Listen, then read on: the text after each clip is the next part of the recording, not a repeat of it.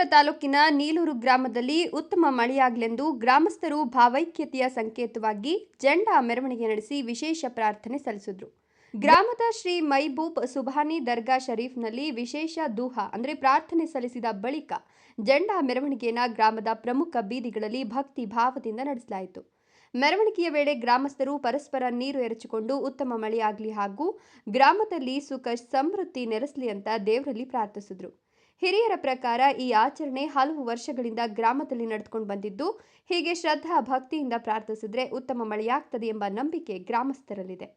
ಈ ಆಚರಣೆಯ ಮತ್ತೊಂದು ವಿಶೇಷ ಅಂದರೆ ಜಾತಿ ಧರ್ಮದ ಯಾವುದೇ ಭೇದ ಭಾವ ಇಲ್ಲದೆ ಎಲ್ಲ ಸಮುದಾಯದ ಜನರು ಒಂದಾಗಿ ಭಾಗವಹಿಸುವುದು. ಈ ಮೂಲಕ ಗ್ರಾಮದಲ್ಲಿ ಸೌಹಾರ್ದತೆ, ಭಾವೈಕ್ಯತೆ ಹಾಗೂ ಸಾಂಪ್ರದಾಯಿಕ ಮೌಲ್ಯಗಳು ಎಂದಿಗೂ ಜೀವಂತವಾಗಿವೆ ಅಂತ ಗ್ರಾಮಸ್ಥರು ತಿಳಿಸಿದ್ದಾರೆ.